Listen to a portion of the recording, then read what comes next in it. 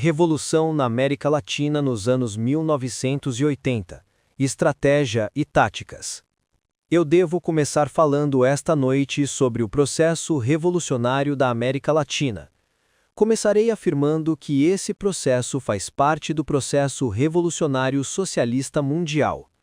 O que me interessa basicamente esta noite é trazer à discussão a contribuição específica que o processo latino-americano está dando aos processos revolucionários socialistas mundiais. Os meios da revolução, como sabemos, são basicamente dois: pelas reformas e pela força armada. Quando falamos de reformas, ou seja, de reformismo em sentido estrito, estamos falando de mudanças graduais ou progressivas na sociedade capitalista. Essas reformas, por um lado, apontam o caminho para tal, por outro, asseguram a conquista do poder por parte das classes revolucionárias. Isso ocorre com rápidas mudanças até que a classe dominante seja deslocada pelos setores revolucionários que estão tomando seu lugar. Para aqueles que defendem a via da reforma, a principal abordagem elementar é a abordagem parlamentar. Uma objeção que normalmente é levantada contra os reformistas é que, em certo ponto, as forças se unificam e, a partir de então, as classes revolucionárias ameaçam a própria existência da classe dominante. Esta classe responde com métodos que não são mais parlamentares. Esses métodos podem ser fascistas, por exemplo, o uso de grupos populares de direita, ou podem levar a um golpe militar, ou o que é mais comum agora, uma combinação dos dois. Por outro lado, os setores que são favoráveis ao caminho revolucionário propõem ganhar o poder para remover a classe dominante. Isso significa o uso da violência, um método central para essa abordagem em suas diferentes formas. A objeção a essa abordagem, além do custo óbvio para a vida causado pela violência, é que esse método envolve o risco de destruir as conquistas econômicas alcançadas no período anterior como resultado de uma guerra civil, mas também tem a possibilidade, e esta é a mais séria, de restringir o processo sociopolítico. Uma vez que a situação violenta é criada, a necessidade de reprimir a contra-revolução pode resultar em muitas desilusões por causa da necessidade de suprimir a liberdade política, não apenas dos contra-revolucionários, mas também dos setores revolucionários. É sabido que um dos resultados normais de uma revolução militar vitoriosa é a perda de técnicos, profissionais, professores e assim por diante, através da imigração. Durante os últimos 20 anos, a esquerda na América Latina tem estado basicamente preocupada com a validade desses dois métodos de mudança social. A verdade é que, do meu ponto de vista, a diferenciação radical feita entre esses dois métodos é um erro. É um erro no sentido de que, se os separamos de maneira radical, perdemos de vista os elos que unem os dois métodos. Pode-se dizer que as relações entre reformas e revoluções são relações estabelecidas que tomam a revolução em direção à mudança social como um guia. Eu diria que existe agora uma relação entre esses dois métodos no sentido de que essas reformas, como eu as descrevi, permitem mudanças dentro da sociedade existente que implicam uma acumulação de poder por parte das forças revolucionárias. No entanto, isso não muda a situação da classe dominante na sociedade capitalista, e a classe trabalhadora, enquanto está se tornando a classe dominante, luta continuamente por reformas. Assim, essa classe pode obter reformas que melhorem sua situação em relação à sociedade como um todo. No entanto, eles não podem ir mais longe até que uma mudança qualitativa seja introduzida, e esta é a luta revolucionária. Isto é o que permitiu que a classe trabalhadora se tornasse a classe dominante, ou seja, deslocar a antiga classe dominante, a burguesia. Por outro lado, se nos referimos às relações depois que uma revolução foi alcançada, você entende que quando digo revolução, o que quero dizer é a mudança nas classes dominantes, de uma classe para outra como a dominante. A classe revolucionária inicia uma série de reformas dentro dessa sociedade. Ela não começa simplesmente destruindo essa sociedade, mas moldando e ajustando de acordo com seus interesses de classe. Nesse sentido, o fato de ter se tornado a nova classe dominante é o que nos permite apreciar o valor das reformas que servirão à acumulação de poder necessário para consolidar a nova sociedade e a posição da classe trabalhadora nela. Uma confusão entre essas duas situações pode resultar em erros trágicos, como ocorreu com Allende no Chile. Se nos lembrarmos da situação durante a unidade popular naquele país, num momento em que a conquista do poder ainda não estava completa, a coalizão da esquerda no governo colocou como sua principal e maior tarefa o que chamaram de transição para o socialismo, isto é, a transformação da sociedade mudar em um sentido socialista. Essa relação entre reformas e revolução deve situar-se no sentido histórico. O capitalismo não é exclusivamente um sistema nacional, e a burguesia não mantém seu poder exclusivamente dentro de um quadro nacional. Isso não significa que as revoluções não possam ocorrer dentro de um contexto nacional, mas são realizadas contra um inimigo cuja base de poder transcende as barreiras nacionais. Assim, enquanto o capitalismo for o sistema dominante, em escala mundial, parece-me que toda revolução nacional deve ser violenta. É por isso que não conhecemos nenhum caso concreto de uma revolução socialista pacífica. Outro elemento que faz necessário o uso da violência é o fato de que, apesar de derrotarmos o inimigo interna e nacionalmente, o inimigo ainda tem uma força superior de poder em uma esfera internacional, e a reação continua a ser muito forte. Ele vai e pode usar uma ampla variedade de táticas, seja força militar, desestabilização, infiltração ou uma combinação delas, etc. Quando o setor revolucionário vence, ele precisa assegurar sua capacidade de manutenção do poder não apenas política, mas também militarmente. Agora, esta situação inclui estratégias típicas deste momento particular no qual o capitalismo representa a contra-revolução. A transição ou a deterioração do capitalismo para um sistema subordinado ou decadente no plano mundial apresentará uma situação bem diferente, que abrirá a possibilidade de situações revolucionárias pacíficas. O que descrevi até agora poderia resultar em 3 consequências. Em primeiro lugar, o papel da luta por reformas na situação atual continua a ser importante, mas assume uma posição secundária em relação à preparação para a revolução, entendida como a conquista violenta do poder. Em segundo lugar, a mudança dessa situação não depende da boa vontade de um ou de outro, nem do papel tático das forças revolucionárias nacionalistas. Depende apenas de mudanças na situação histórica. Em terceiro lugar, a adoção de uma abordagem gradual por parte do movimento revolucionário em alcançar o poder. Não se trata, pois, de princípios, mas de realismo, que deve ser vivido como parte de uma realidade histórica em que se desenvolve esse movimento. Condições atuais dos movimentos revolucionários. Agora, gostaria de passar desta introdução para uma consideração das condições em que, na situação atual, os movimentos revolucionários estão se desenvolvendo na América Latina. O primeiro aspecto que gostaria de mencionar é o estado das relações de forças entre o capitalismo e o socialismo a nível internacional.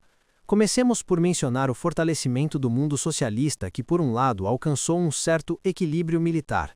Isso, até certo ponto, torna as coisas difíceis para o imperialismo funcionar de maneira unificada e coordenada, a fim de enfrentar os desafios locais a esse sistema. Por outro lado, esse fortalecimento do mundo socialista se expressa em uma expansão do sistema socialista mundial, por exemplo, a União Soviética, a Europa Oriental, a China, Cuba, Angola, etc. Uma segunda característica dessa correlação de forças se deve à ascendência dos movimentos revolucionários na periferia do sistema capitalista. E o que é interessante examinar é como os movimentos nessas nações coloniais e dependentes seguiram uma certa trajetória desde as 2 guerras mundiais. Assim, gostaria de distinguir 3 tipos de desenvolvimento nesses movimentos que constituem estágios importantes nesses processos de libertação. O primeiro, penso eu, é o processo de descolonização que começou após a Segunda Guerra Mundial, com os processos de libertação na Índia e no Egito durante os anos 1940 e 1950. O segundo seria o caso dos movimentos de libertação nacional, tomando a Argélia como exemplo especial, que ocorreram entre os anos 1950 e 1960. O terceiro e último grupo são os movimentos de libertação revolucionários internacionais, que foram revoluções socialistas, como no caso do Vietnã no final dos anos 1950 e 1960. Um terceiro elemento que temos que levar em conta quando falamos sobre essa correlação de forças em nível mundial é a crise capitalista global. Mas vamos fazer uma pausa sobre este aspecto em particular. Notemos o grau e a extensão em que a teoria marxista foi desenvolvida para entender a crise. O que foi mais útil foi o desenvolvimento da teoria dos ciclos longos. Assim, tendo em mente que além dos ciclos normais, ciclos empresariais ou comerciais de 5 ou 10 anos, o capitalismo está sujeito a movimentos cíclicos de longo alcance. Sua duração seria de mais de 50 anos, em que definimos um período de crescimento, de desenvolvimento, um período de crise e então um período de conflito. Na medida em que estamos falando de uma teoria cíclica, essas formulações presentes, que foram bem desenvolvidas por Ernest Mandel, Samir Amin e outros, se originam nos trabalhos de vários economistas. No entanto, do meu ponto de vista, eles não foram capazes de provar, apesar de vários estudos empíricos, a existência desses ciclos mais longos. Lembre-se de que quando falamos de ciclos dentro da teoria marxista, estamos falando de movimentos do capitalismo. Ou seja, estamos falando de forças que são intrínsecas ao desenvolvimento do capitalismo. Dentro disso, um papel importante é desempenhado pelo aumento da composição orgânica do capital, a tendência da taxa de lucro a cair e um grupo de variáveis que são imensuráveis. Nesse sentido, a crise deve ser previsível. Quando olhamos para esses movimentos em maior escala, vemos que eles são o resultado de um grupo de fatores que são extrínsecos à própria reprodução do capitalismo. Por exemplo, eles podem ser o resultado da descoberta de grandes quantidades de recursos básicos, como o petróleo, ou podem ser o resultado da conquista de novas áreas, ou novas correlações dentro da luta de classes, ou inovações tecnológicas, ou seja, eventos que não são descritos ou estão intrinsecamente dentro do ciclo capitalista. No entanto, além desses movimentos de longo prazo, eles não podem ser caracterizados como ciclos, que sem dúvida existem, mas existem como períodos que implicam mudanças quantitativas no sistema capitalista. E esta é uma profunda objeção à teoria dos ciclos mais longos. Por exemplo, agora seria como viver a fase de um ciclo mais longo, isto é, uma fase recessiva do ciclo mais longo. Ou seja, neste momento seria como se a história estivesse se repetindo de uma maneira particular. Mas se olharmos para esses ciclos como períodos que implicam mudanças qualitativas, acredito que isso abrirá novas possibilidades para o futuro. E a questão é, o que está mudando dentro do contexto da crise atual? Período de mudanças no sistema capitalista. Então, se você considerar o período em que o capitalismo está mudando, no qual estamos agora, as mudanças do final do século XIX e início do século XX representaram uma mudança do capitalismo competitivo para o imperialismo, o deslocamento da Inglaterra como potência capitalista mundial pelos Estados Unidos e Alemanha e o efeito de duas guerras mundiais. Além disso, o período foi caracterizado pelo surgimento do socialismo, com a Revolução Russa.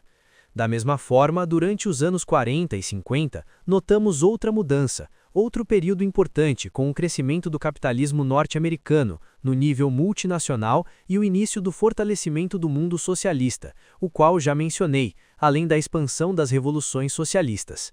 Então, por que não acreditar que as décadas dos anos 1970 e 1980 também serão marcadas por um período de mudança? Vamos considerar as características que essa mudança periódica pode assumir. Minha hipótese é que estamos passando por um momento de mudança na correlação de forças entre o capitalismo e o socialismo, que abre a possibilidade de uma nova fase no desenvolvimento mundial, na qual o capitalismo terminará em uma posição inferior ou secundária, e isso representa uma importante mudança qualitativa.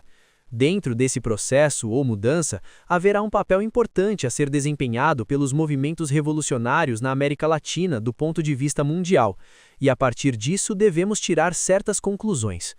Se entrarmos em uma fase na qual o capitalismo é colocado em uma posição inferior, a importância dos métodos graduais, isto é, métodos reformistas, ganhará peso em relação aos métodos revolucionários, ou seja, o ambiente que eu já comentei como o fator-chave na situação atual.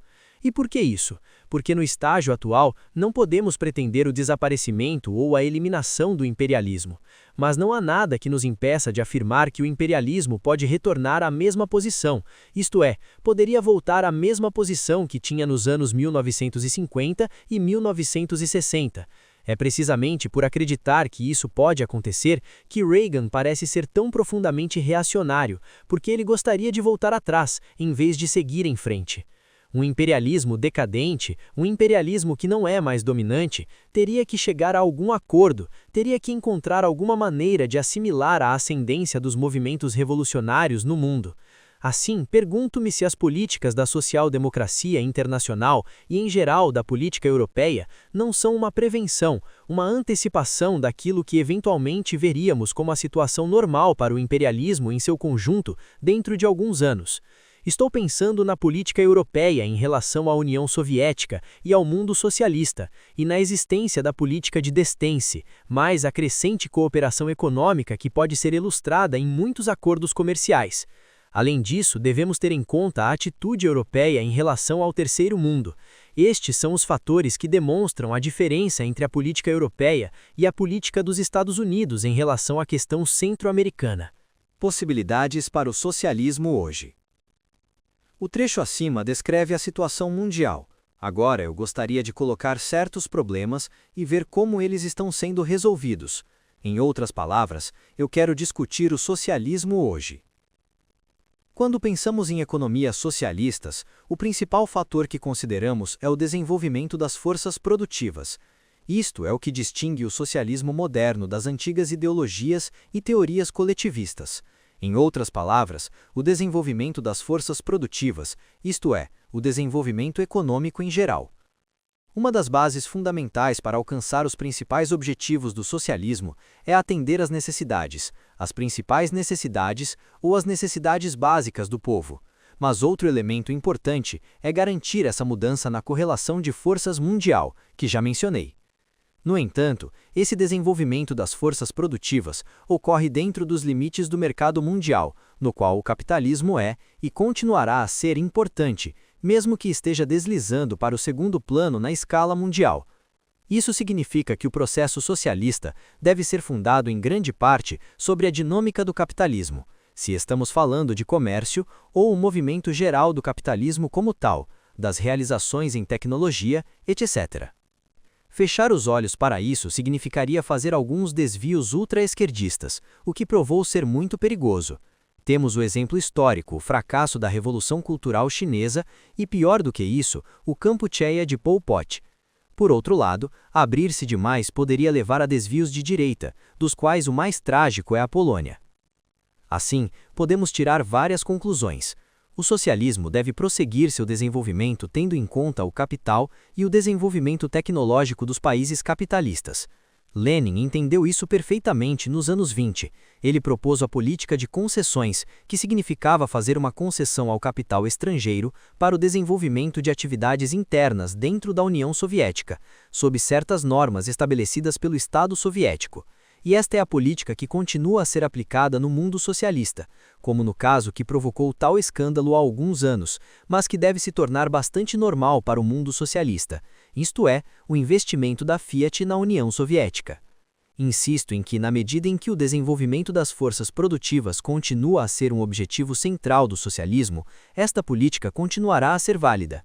Assim, não devemos nos surpreender se países como Cuba abrem suas portas ao capital estrangeiro. No entanto, o exposto acima não é apenas uma questão de obter tecnologia capitalista, mas de alcançar os objetivos do socialismo, que não podem enfatizar demais a produção do consumismo. Isso seria típico de uma sociedade capitalista, como foi o caso da Polônia, onde essas medidas foram impostas sem qualquer restrição ou controle. Assim, seguir essa abordagem de cooperação com o capitalismo no nível econômico obriga os países socialistas a atribuir um valor maior do que o que tiveram aos valores éticos. Além disso, eles devem criar um sistema baseado no desenvolvimento político e ideológico de seu próprio povo, para que possam estar na condição certa para realmente se adaptar, para colocar em seu próprio uso o capital e a tecnologia que recebem. Isso nos leva a um segundo ponto. Embora o aspecto econômico seja de extrema importância no desenvolvimento socialista, o problema político é o mais difícil. O socialismo propõe o desenvolvimento de um poder popular das massas, mas é também uma tentativa de substituir esse poder muitas vezes por um poder central. A experiência pela qual estamos passando na América Latina nos mostra que mais importante do que resolver certos problemas econômicos, e independentemente de esses problemas serem resolvidos, o objetivo da revolução é assegurar, garantir esse desenvolvimento do poder das massas. Esse poder se expressa na ideia de que o poder popular é mais importante do que as nacionalizações, e que o poder popular nem sempre vem necessariamente com as nacionalizações. Isso resulta em vários tipos de revoluções que já triunfaram e que estão propondo não a coletivização global ou a entrega ao Estado de todos os meios de propriedade, mas a coexistência de diferentes tipos de propriedade durante a fase de transição. Isso foi uma contribuição do processo chileno durante o governo da Unidade Popular, no nível econômico, ou seja, a criação de 3 áreas na economia: a área do Estado, a área privada e a área mista. Mas a mesma situação existe, por exemplo, na Nicarágua hoje. Também está presente nos planos salvadorenhos e guatemaltecos. Ao mesmo tempo, se alguém vai manter diferentes tipos de propriedades, isso significa também que certas classes não estão sendo eliminadas. Além disso, no plano político, significa a existência de regimes que são muito mais pluralistas do que os regimes revolucionários do passado, e com muito mais respeito com as minorias classes, mas também as minorias religiosas, sexuais, etc. O que garantiria que as características revolucionárias de uma classe revolucionária continuariam? Seria uma proposta desse tipo, que já faz parte do processo nesse enorme desenvolvimento, que já faz parte do plano revolucionário, e que está usando dentro do processo revolucionário elementos como reformas graduais. Isso foi assegurado ou garantido por uma democracia revolucionária das massas. Estas são talvez as principais diferenças entre as revoluções latino-americanas e os modelos sociais europeus, que sempre enfatizam o pluralismo, enquanto os revolucionários latino-americanos enfatizam essa democracia revolucionária das massas. É isso que garante o pluralismo. Quais são os resultados dessa democracia revolucionária das massas? Eu diria basicamente 3 elementos do socialismo. Em primeiro lugar, o fato de que as forças revolucionárias podem manter o poder do Estado.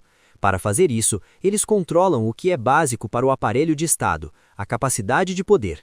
Para possuir esse poder do mesmo, é necessário que eles controlem diretamente a capacidade coercitiva do Estado.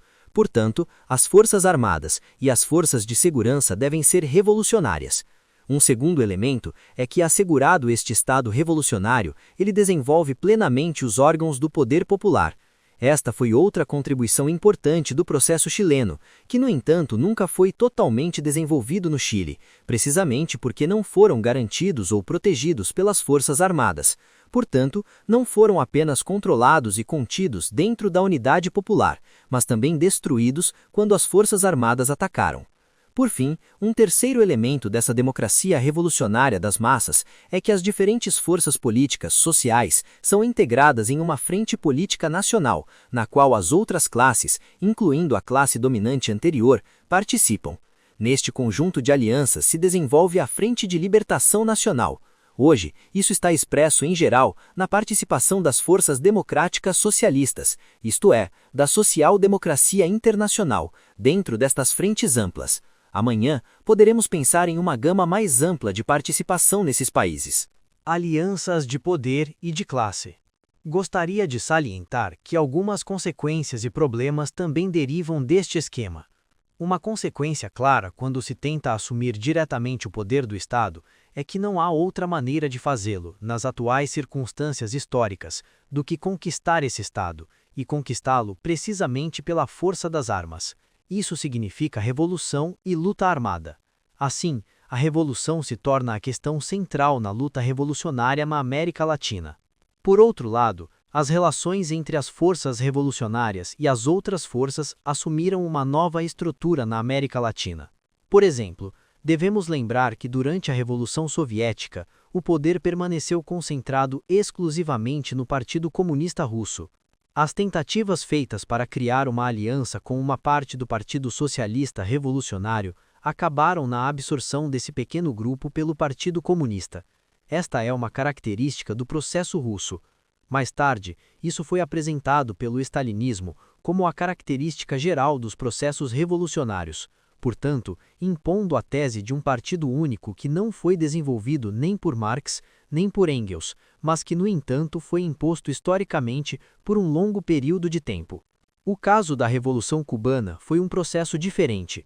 Aqui tínhamos duas grandes forças revolucionárias, as duas principais forças da esquerda, o Movimento 26 de Julho e o que era então o Partido Comunista, isto é, o Partido Socialista Popular.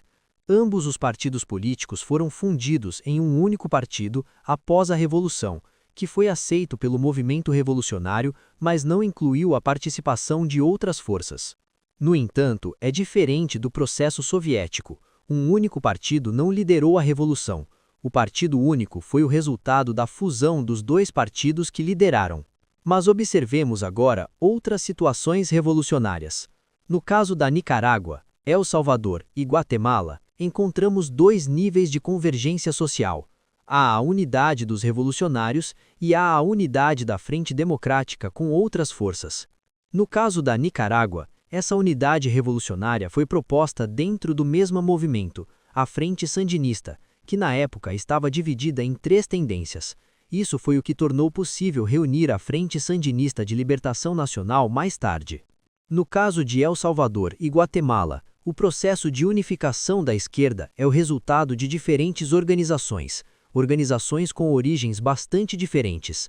Essas organizações sairiam da chamada linha revolucionária. Algumas têm origem marxista, outras são basicamente cristãs, e há o Partido Comunista. Estas são apenas algumas das grandes organizações que compõem a Frente Nacional. Em outras palavras, essas frentes são muito mais amplas. No entanto, quando falamos da frente mais ampla, devemos perceber que ela é semelhante a aspectos do stalinismo, mas sempre foi aplicada de maneira irrealista e sempre buscou a hegemonia do Partido Comunista sobre todas as outras forças que participaram da frente. As democracias populares da Europa Oriental são de fato regimes de partido único, embora se apresentem como regimes de frente ampla. O caso polonês é típico. A Frente Nacional Polonesa reuniu o Partido Comunista como tal, o Partido Socialista e o Partido Camponês. No entanto, os comunistas se tornaram o grupo hegemônico dentro dessa frente. Vejamos o único país em que houve um processo revolucionário recente e completo que envolve essas novas tendências que mencionei, a Nicarágua. Aqui, notamos que a unidade da esquerda foi verificada no caso das forças sandinistas. Ao mesmo tempo, temos o fato de que uma frente nacional ampla foi formada, e isso evoluiu para um regime multipartidário após a derrubada da ditadura de Somoza. Essa frente nacional ampla não era como as frentes populares de épocas anteriores, ou seja, não era apenas uma forma de impor a hegemonia de um grupo sobre todos os que a compunham. E como você sabe muito bem, a situação em El Salvador está evoluindo na mesma linha, dada a diversidade real que encontramos dentro da Frente Revolucionária Democrática. O mesmo se pode dizer do caso da Guatemala. Então, eu penso que na América Latina estamos passando por um processo revolucionário que, embora tendendo para o socialismo, e enquanto ele é parte das revoluções socialistas do mundo, tem uma série de características peculiares que criam algo como uma nova alternativa para as formas anteriores de socialismo, ou seja, uma alternativa muito mais democrática, na qual a participação dos setores democráticos é garantida de forma muito mais plena nesta nova sociedade. O fato de essas sociedades serem chamadas democráticas as aproxima muito mais do socialismo, isto é, do socialismo pelo qual as forças socialistas sempre lutaram e do que os regimes socialistas alcançaram até agora. Isso efetivou com sucesso os únicos aspectos da Revolução Socialista, que são o desenvolvimento das forças produtivas e a atenção às necessidades básicas das massas, mas desenvolvendo em grau muito menor a outra linha. Observemos a dimensão adicional do socialismo, saber, a democracia popular. O problema das democracias populares já foi colocado por marxistas clássicos como Lenin. Ele entendeu que o socialismo era o que fazia possível o desenvolvimento das capacidades produtivas que dependem basicamente dele. Isso foi expresso pelos soviets, conselhos populares, de operários e de soldados. Eu diria que, pelas razões que mencionei, a situação internacional mudou independentemente da maneira como as antigas revoluções socialistas foram feitas e dos problemas que experimentaram para atingir o que são hoje. Estão se abrindo novas possibilidades que nos permitirão, se ainda não o fizeram, desenvolver na América Latina um socialismo muito melhor do que jamais conhecemos. Pergunta: considerando os mais recentes avanços na tecnologia, isto é, nos países capitalistas mais desenvolvidos, que efeito isso teria dentro desses próprios países, pensando, por exemplo, em termos do grande capital financeiro? Acredito que o maior potencial de desenvolvimento tecnológico que encontramos nos países mais avançados, especialmente nos Estados Unidos e no Japão, está dentro de suas sociedades. Nesses países, há situações que os colocam em situações irracionais do ponto de vista histórico. O desenvolvimento das organizações e o uso em larga escala de robôs resultam em situações que eles acham bastante difíceis de resolver dentro dos limites temporários do capitalismo como ele existe agora. As razões são duplas. Por um lado, aumenta de maneira impressionante a capacidade produtiva em relação a mercados que até certo ponto poderíamos chamar de saturados, por exemplo, a indústria automobilística. Este é um exemplo em que houve uma revolução tecnológica sem precedentes nos Estados Unidos e no Japão. A General Motors, que desde 1980 teve algo como 12 robôs, terá 250 robôs até o final da década, o que é uma capacidade produtiva impressionante. Vindo do México, onde há mais de 12 milhões de carros circulando, podemos ver todos os tipos de máquinas funcionando. Há buracos por todas as ruas e o resto está cheio de filas de carros. Eles estão destruindo a cara da cidade, tentando abrir estradas para esses carros em detrimento de casas, parques e jardins. E assim, a cidade continua saturada. O que pode ser feito com esse mercado? É possível continuar aumentando a capacidade da indústria, que já provou sua irracionalidade precisamente porque se baseia na ideia de transporte pessoal ou individual? No caso dos 12 milhões de automóveis que estão sendo usados no México hoje, 90% dos veículos transportam 20% da população, o que é completamente irracional. E, entanto, é nessa linha que a indústria automobilística continua a planejar seu desenvolvimento. Este é um aspecto do problema. O outro aspecto é que os investimentos não são feitos apenas porque a indústria quer ser competitiva. Ela quer ser produtiva para obter lucros. Portanto, esses investimentos são direcionados para aumentar de maneira significativa sua produtividade. Outro elemento pode ser adicionado. Apesar do aumento significativo da produtividade, por exemplo, a General Motors, em 1990, empregará apenas 2/3 de sua força de trabalho atual. Consequentemente, eles não apenas se livrarão de um grande número de trabalhadores, mas também eliminarão um número considerável de empregos. Uma questão lógica, então, é: o que vai acontecer com as muitas pessoas que terão que começar a procurar emprego? Quando olhamos para as taxas de desemprego nos países capitalistas desenvolvidos, desde o final dos anos 60, isso é tão verdadeiro para os países capitalistas avançados quanto para os dependentes. Observamos que os economistas tradicionais sustentavam que havia um certo tipo de desemprego estrutural, isto é, uma margem natural e desejável de 4% dentro da economia. Este número foi completamente substituído. O desemprego nos Estados Unidos está há 2 décadas acima de 4%. Uma vez observado isso, considera-se útil analisar os países dependentes. Os países capitalistas dependentes apresentam o mesmo fenômeno observado nos países avançados, mas nestes, essa condição é exacerbada. O caso do Chile é significativo para ilustrar essa situação. Após o golpe de Estado e após importantes mudanças na estrutura da economia, o Chile entrou em um período de crescimento até meados de 1981, quando a crise internacional o afetou.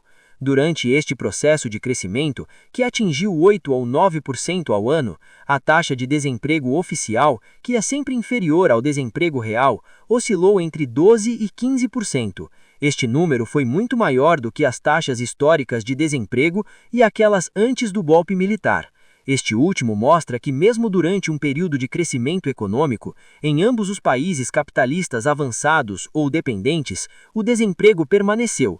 Estas são, creio eu, algumas das condições que devem ser consideradas quando se pensa nas mudanças tecnológicas que estão ocorrendo nos países capitalistas.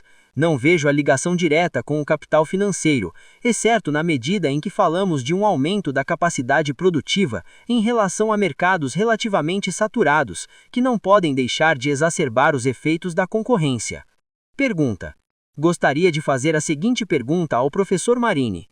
Você está dizendo que o futuro do socialismo latino-americano é mais humano ou mais democrático do que o dos países socialistas estabelecidos?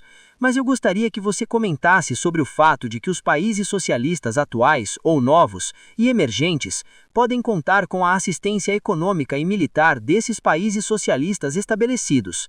No entanto, quando, por exemplo, a União Soviética emergiu como um país socialista, certamente teve de contar apenas consigo mesma, e de fato estava cercada por todo o mundo para destruí-la.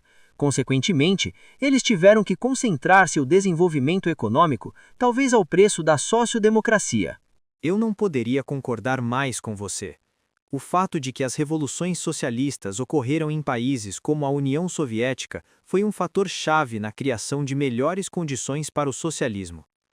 Isso faz mais sentido se você notar os fatores importantes que caracterizam a mudança em um período histórico. Eu primeiro apontei que havia um fortalecimento no mundo socialista. Assim, tenha em mente esses momentos históricos, e desde então notamos, por exemplo, o da União Soviética e da Europa Oriental. O país com o mais alto nível de desenvolvimento é a Alemanha Oriental. Por quê? Porque a Alemanha Oriental não tem que arcar com o custo da guerra por causa da União Soviética. Isso garante a estabilidade da economia da Alemanha Oriental e dos países da Europa Oriental. Hoje não teríamos na América Latina uma revolução socialista como a Revolução Cubana, solidamente em vigor, se não fosse pelo enorme apoio da União Soviética. Você nos deu uma ideia da evolução da estratégia revolucionária na América Latina nos últimos 20 anos, ou seja, desde a Revolução Cubana. Agora, você acha que o outro lado, principalmente os Estados Unidos, também desenvolveu medidas para neutralizar esse processo revolucionário nesse continente? Os Estados Unidos testaram uma variedade de métodos na América Latina. Eles montaram uma estratégia chamada de contra-insurgência, que basicamente prevê ajuda militar aos regimes existentes, regimes contra-revolucionários, mudanças de governo. Na verdade, são todas técnicas para derrubar governos. Não há dúvida de que no caso do Chile, houve um grande desenvolvimento dessas técnicas com a chamada desestabilização, planejada pela CIA. Além disso, essa técnica já havia sido testada em alguns outros países, mas não havia alcançado os mesmos resultados que no Chile. Em outras palavras, não há dúvida de que os Estados Unidos têm aperfeiçoado sua capacidade de força. O problema com os Estados Unidos é que a questão da revolução e da contra-revolução não é resolvida apenas no nível técnico. Nesse sentido, o que teria sido a resposta mais completa ao movimento revolucionário e que foi o máximo em contra-insurgência e a implementação de regimes repressivos na América Latina tem colaborado para o lado dos revolucionários. Ou seja, o resultado tem sido novos desenvolvimentos com a capacidade criativa das massas para liderar e guiar a revolução popular. Além disso, a capacidade de tirar maiores vantagens das contradições nacionais. Assim, todo o jogo da contra-revolução mudou hoje. Começou no início dos anos 60 com o triunfo da Revolução Cubana e no final dos anos 70 uma nova fase começou, com a ascensão dos movimentos revolucionários na América Latina. Nicarágua, El Salvador, Guatemala demonstram isso.